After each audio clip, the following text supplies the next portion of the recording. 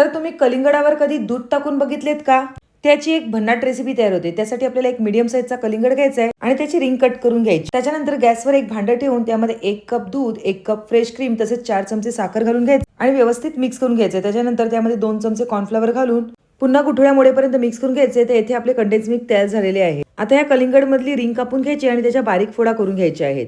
बारीक फोडा करून झाल्यानंतर आपल्याला त्याच्यातल्या बिया काढून घ्यायच्या आहेत आणि या सगळ्या फोडी आपल्याला मिक्सरमध्ये घालून घ्यायच्या आहेत. अजून छान चव येण्यासाठी येथे आपण 10 रुपयाचं मिल्क पावडरचं पॉकेट घालून घेणार आहोत आणि तसेच आपण तयार केले कंडेन्स मिल्क सुद्धा घालून घेणार आहोत. आता मिक्सरमधून याची स्मूथ प्युरी करून घ्यायची आहे आणि फ्रीजमध्ये घट्टसरपणा येण्यासाठी 1 तास तसंच ठेवून द्यायचं आहे. 1 तासानंतर आपल्याला फॉइल पेपर या रिंगला लावून घ्यायचा आहे आणि व्यवस्थित रॅप करून घ्यायचं आहे. आता मिश्रणाला 1 तासानंतर घट्टसरपणा आलेला आहे. हे बॅटर यामध्ये घालून घ्यायचे आहेत आणि बारीक मनुके घालून घ्यायचे आहेत आणि सेट होण्यासाठी फ्रीजमध्ये ठेवून द्यायचं आहे. 7 ते 8 तासानंतर आपल्या इथे मस्तपैकी वॉटरमेलन आईस्क्रीम घरच्या घरी तयार झालेले आहेत. तुम्ही सुद्धा